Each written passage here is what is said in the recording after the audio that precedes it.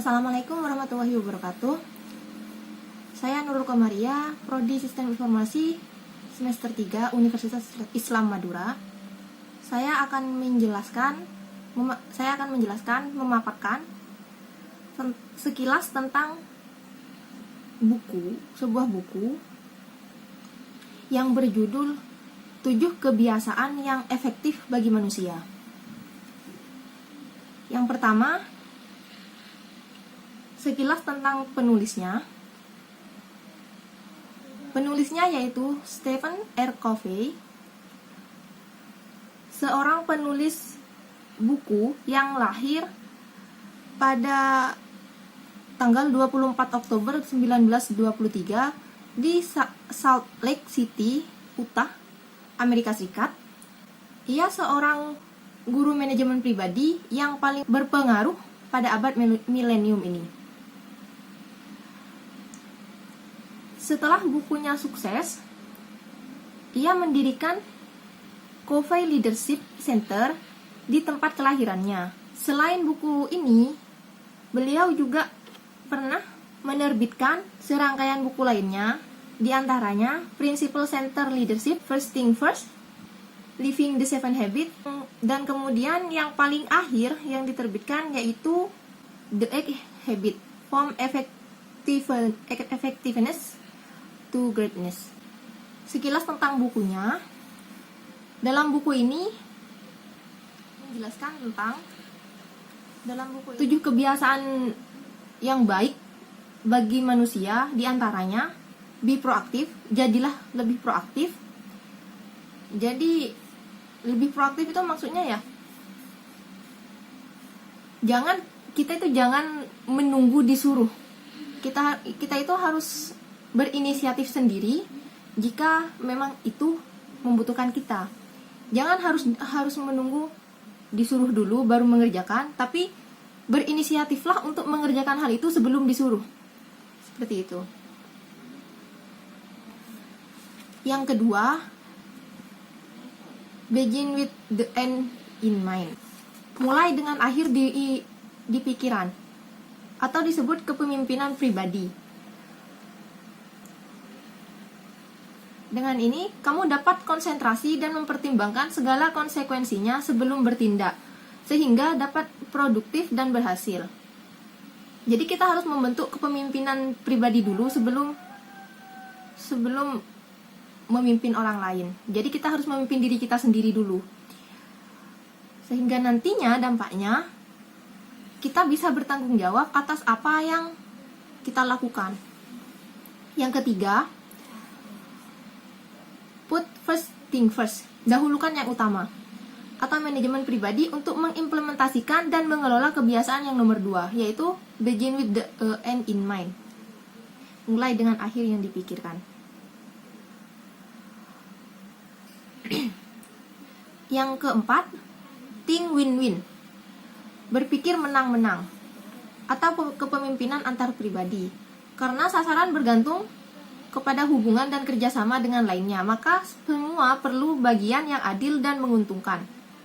Yang kelima, berusaha mengerti dulu, baru dimengerti. Jadi istilahnya, kita nggak harus bener-bener mengerti semuanya. Jadi kita itu cukuplah kita berusaha untuk memahami, jadi nantinya kita bisa memahami itu tersendiri gitu. Berusaha mengerti dulu, kita harus berusaha dulu untuk mengerti itu, baru nantinya kita pasti mengerti sendirilah kalau sudah kayak gitu.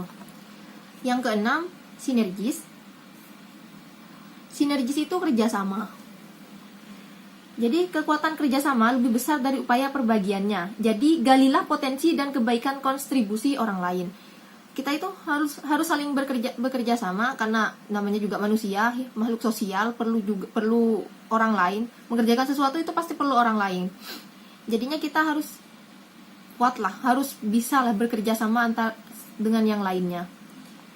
Yang ketujuh, serpent the sow, asahlah gergaji, keseimbangan pembaruan diri sehingga kebiasaan baik lainnya bisa tumbuh dan berkembang.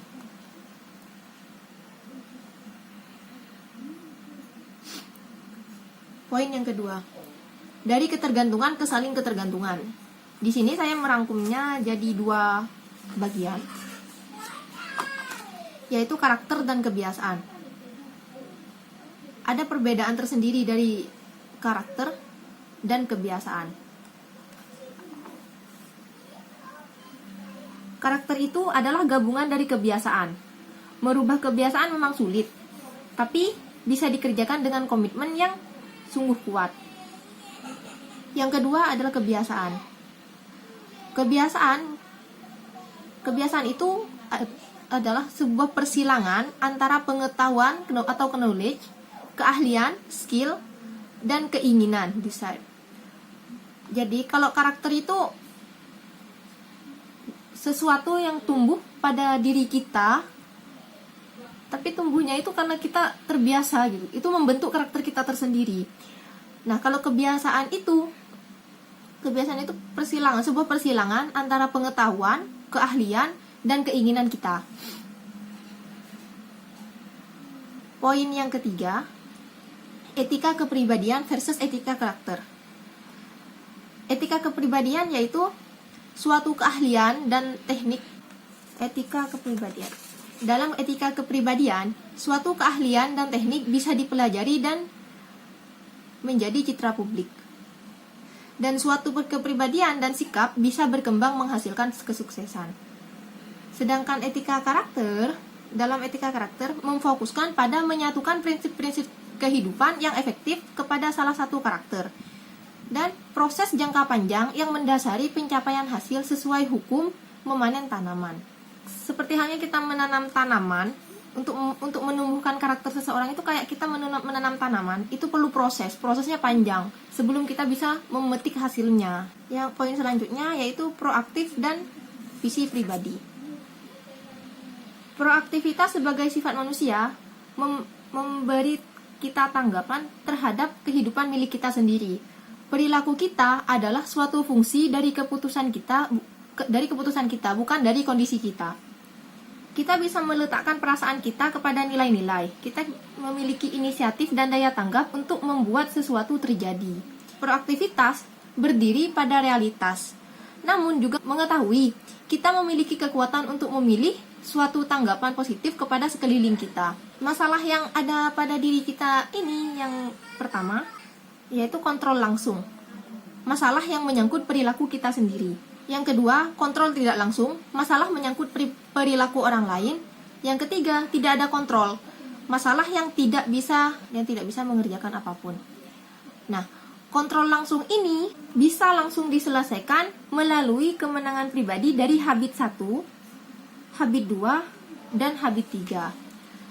Jadi, kontrol langsung ini bisa kita selesaikan melalui kemenangan yang habit 1, menjadi proaktif. Habit 2, begin with the end in mind, mulai dari yang paling akhir dari pikiran kita.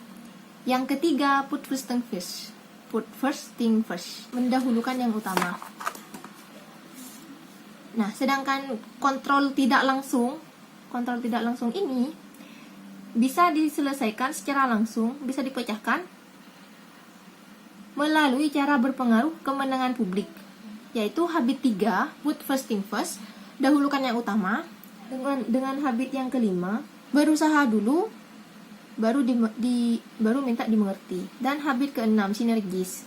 Yang ketiga, tidak ada kontrol. Masalah tidak ada kontrol yang terbaik adalah diselesaikan dengan penyikapan. Poin selanjutnya, mulailah dengan akhir di pikiran. Segala sesuatunya dibuat 2 kali. Yang pertama, dalam pikiran kita.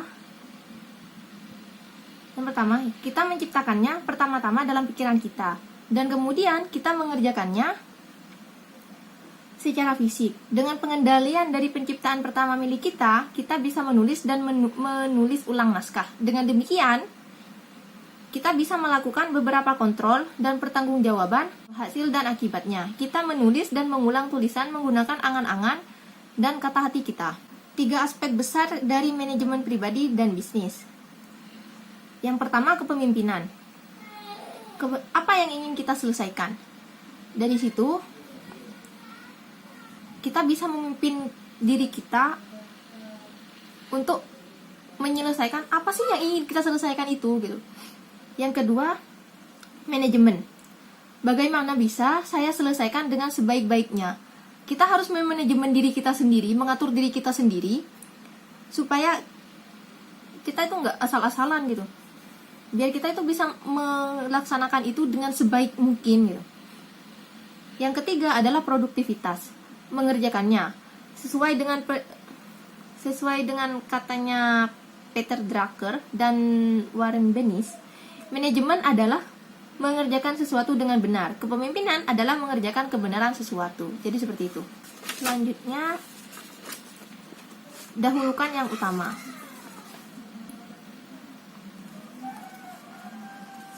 Selanjutnya yaitu dahulukan yang utama, yang merupakan kebiasaan ketiga. Di antaranya, manajemen pribadi. Manajemen pribadi merupakan pelatihan kemandirian yang akan menciptakan kehidupan yang selaras dengan nilai-nilai, sasaran, dan misi yang dianut.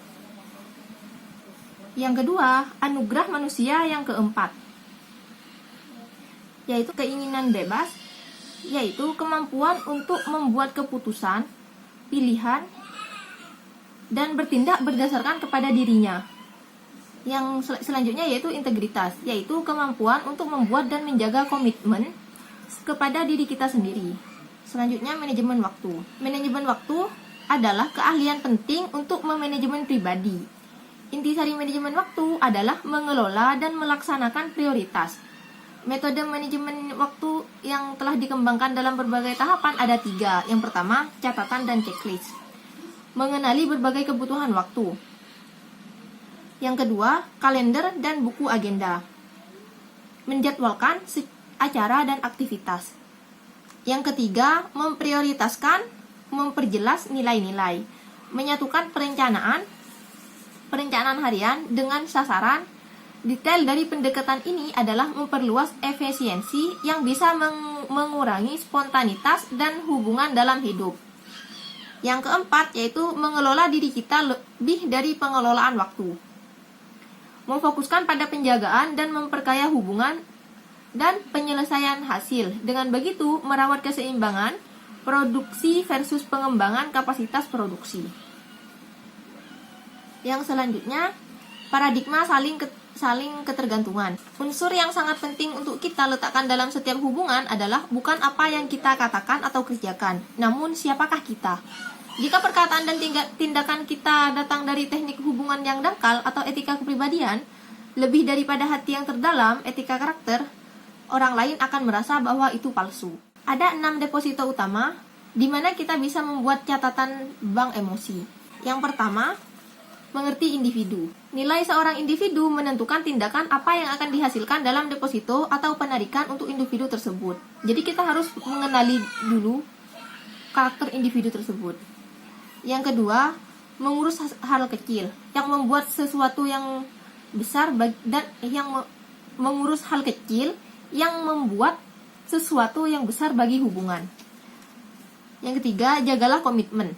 Menciderai janji adalah penarikan besar. Jadi kita harus menjaga komitmen kita. Jika kita udah berkomitmen untuk seperti ini, janganlah kita mengelak. Selanjutnya, jelaskan harapan. Penyebab dari semua kesulitan hubungan yang besar berakar pada bermuka dua atau ambigu. Konflik harapan seputar aturan dan sasaran perlu diperjelas oleh harapan. Yang selanjutnya, perlihatkan integritas pribadimu. Kekurangan integritas bisa meruntuhkan hampir sebagian upaya untuk menciptakan suatu cadangan kepercayaan tinggi. Kejujuran memerlukan penyesuaian perkataan kita pada realitas. Integritas memerlukan penyesuaian realitas terhadap perkataan, penjagaan janji, dan pemenuhan harapan kita. Yang selanjutnya, memaafkan secara tulus ketika kamu membuat suatu penarikan. Pemaafan yang tulus adalah cadangan, tetapi permintaan maaf yang berulang diinterpretasikan sebagai ketidaktulusan, menghasilkan penarikan. Permaafan yang tulus adalah cadangan, tetapi permintaan maaf yang berulang sebagai ketidaktulusan yang menghasilkan penarikan. Jadi kalau kita mau meminta maaf, usahakan itu secara tulus dan tanpa berulang-ulang. Karena kalau kita udah sekali minta maaf, tetapi kita masih melakukan kesalahan, minta maaf lagi, itu akan menimbulkan kayak kecurigaan kalau itu beneran minta maaf enggak sih, kayak gitu kan. Nah, selanjutnya pikirkan menang-menang. Menang-menang adalah salah satu dari total 6 filosofi dari interaksi manusia. Di antaranya, menang-menang, manusia bisa mencari keuntungan bersama dalam berbagai interaksi, prinsip yang berdasarkan perilaku. Yang kedua, menang kalah, paradigma kompetisi. Jika saya menang, kamu kalah.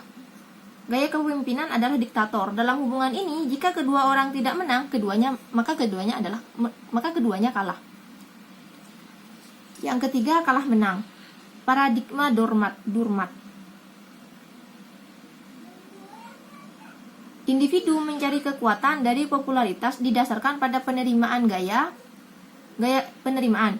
Gaya kepemimpinan adalah permisif atau serba memperbolehkan. Hidup dalam paradigma ini, kita menghasilkan gangguan kejiwaan dari adanya tekanan kebencian.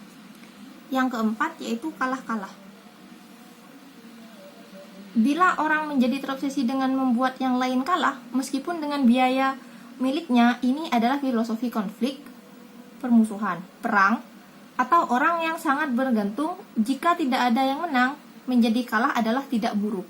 Yang kelima, menang. Memfokuskan semata-mata mengambil apa yang diinginkan, tidak ada penghormatan kepada kebutuhan orang lain. Yang keenam, menang-menang or no deal. Jika kita tidak menemukan pemecahan yang menguntungkan bersama, kita menyetujui untuk persetujuan tidak setuju, tidak ada deal.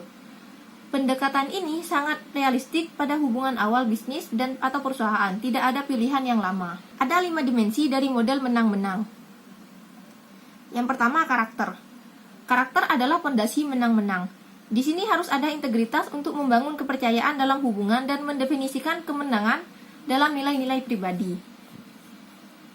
Kapasitas mental yang berlimpah mengalir dari rasa hati yang mendalam, dari rasa aman dan pribadi yang berharga.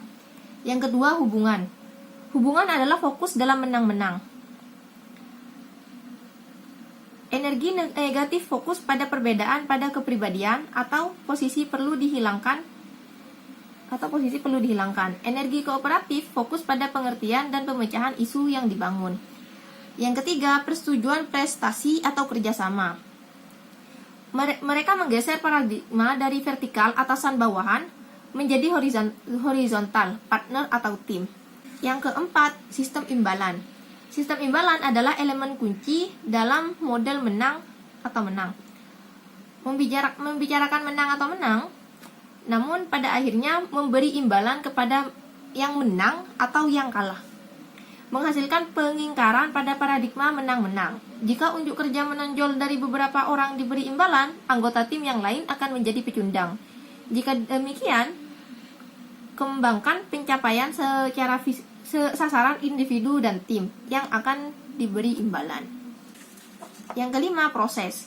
Proses menang-menang memiliki 4 tahap. Yang pertama, lihatlah masalah dari titik pandang lain dalam hal kebutuhan dan titik perhatian dari yang lain.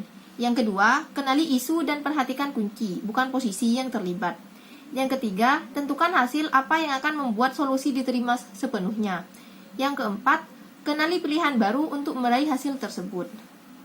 Kamu hanya bisa meraih solusi menang-menang dengan prosedur menang-menang. Menang-menang bukan teknik kepribadian, itu adalah paradigma total dari interaksi manusia. Yang selanjutnya, berusaha mengerti, baru minta dimengerti. Yang pertama, mendengar dengan empati.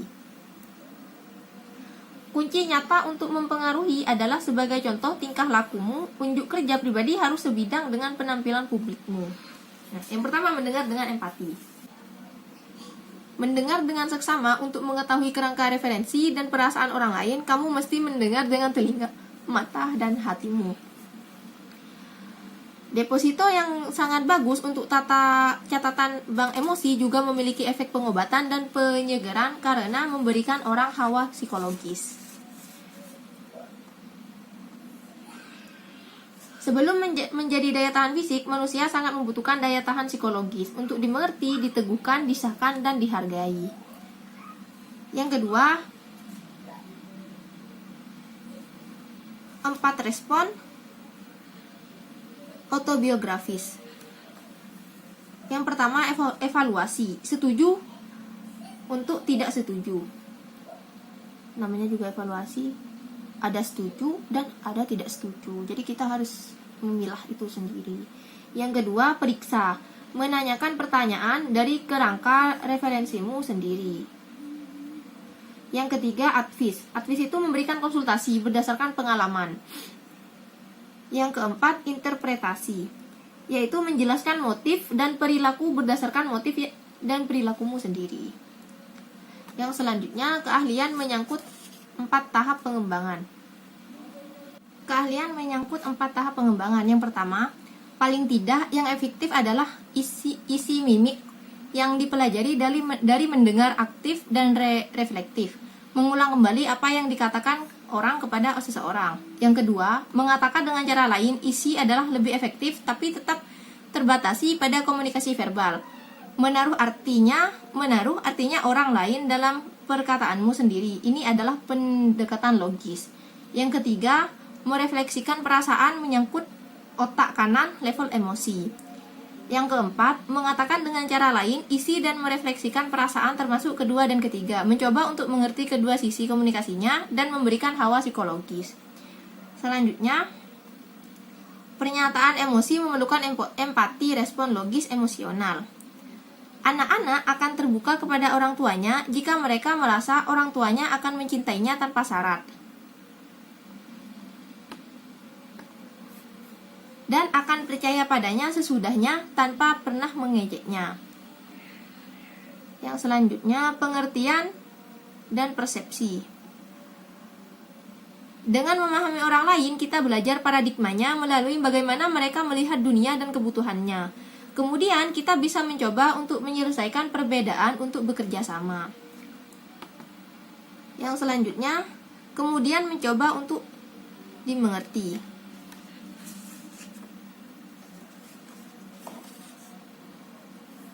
Filosofi Yunani, ada 3 filosofi Yunani yang memberikan urutan untuk komunikasi yang efektif, yaitu ethos, photos, dan logos.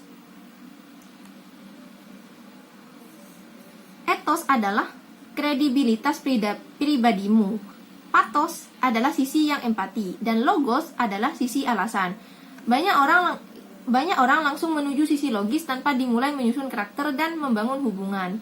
Menjelaskan alternatif kebaikan hati lebih baik daripada apa yang bisa mereka kerjakan. Kemudian, terangkan logika di belakang maksudmu. Bila kamu bisa menjelaskan idemu dengan jelas, spesifik, visual, dan yang sangat penting kontekstual dalam konteks. Yang selanjutnya, prinsip-prinsip kerjasama kreatif. Yang pertama, komunikasi sinergis, yaitu membuka pikiran dan hatimu menuju kemungkinan baru. Yang kedua, sinergi dan dalam ruang kelas. Suatu kelas sinergi bergerak dari suatu lingkungan yang tenang ke keadaan berungkapan pendapat atau brainstorming. Yang selanjutnya, memancing untuk alternatif ketiga. Setiap partisipan mengambil apa yang mereka inginkan dan mereka membangun hubungannya dalam suatu proses. Yang selanjutnya, sinergi negatif. Pendekatan menang atau kalah yang bisa menghasilkan pengeluaran energi negatif. Yang selanjutnya, menghargai perbedaan. Menghargai perbedaan mental, emosi, dan psikologis di antara orang-orang. Kunci untuk menghargai perbedaan itu adalah menyadarkan bahwa semua orang memandang dunia tidak sebagaimana adanya, namun sebagaimana mereka memandang dalam perbedaan dalam memandang, yaitu perbedaan dalam memandang. Yang selanjutnya, semua kondisi alam adalah sinergis. Ekologi adalah sesuatu yang saling berhubungan yang menjelaskan prinsip sinergi di alam. Yang terakhir yaitu prinsip keseimbangan pembaharuan diri. Yang pertama, dimensi kreatif. Dimensi fisik. Dimensi fisik menyangkut merawat tubuh, makan makanan sehat, cukup istirahat dan santai, dan berolahraga secara teratur. Yang kedua, dimensi spiritual. Dimensi spiritual adalah pusatmu, komitmen untuk sistem nilaimu. Yang ketiga, dimensi mental. Penting untuk menjaga ketajaman pikiranmu dengan membaca, menulis, mengelola, dan merencanakan. Kumandangkan dan perlihatkan dirimu terhadap pemikiran-pemikiran yang besar. Selanjutnya yaitu dimensi sosial atau emosional. Tidak terutama suatu persoalan intelektual, tetapi emosi. Ini sangat berhubungan dengan perasaan keamanan pribadi. Rasa keamanan yang hakiki datang dari dalam, dari paradigma yang akurat dan prinsip yang benar dalam pikiran dan hati kita. Yang selanjutnya, menulisi jalan cerita orang lain. Goethe mengajarkan perlakukan seseorang manusia sebagaimana ia adanya, dan ia akan tetap seperti apa adanya. Perlakukan seorang manusia sebagaimana ia bisa dan seharusnya, dan ia akan menjadi yang bisa dan seharusnya. Yang selanjutnya, keseimbangan dalam pembaharuan. Pembaharuan pribadi harus termasuk pembaharuan yang seimbang dari keempat dimensi: fisik, spiritual, mental, dan sosial atau emosional. Sinergi dalam pembaharuan. Sesuatu yang kamu kerjakan untuk mengasah gergaji salah satu dimensi memiliki dampak terhadap dimensi lainnya, karena mereka sangat erat keterkaitannya. Yang terakhir, spiral menaik. Dag Hammarskjöld, Sekjen PBB yang telah lalu berkata, siapa yang ingin menjaga kerapian kebunnya tidak menyediakan tanahnya untuk rumput. Hukum alam dari panen menentukan mereka selalu memperoleh apa yang ia taburkan, tidak lebih tidak kurang. Jadi kita akan selalu menerima sesuatu hal dari apa yang telah kita tanam sebelumnya, seperti itu. Baik, sekian penjelasan dari saya. Kurang lebihnya mohon maaf. Wassalamualaikum warahmatullahi wabarakatuh.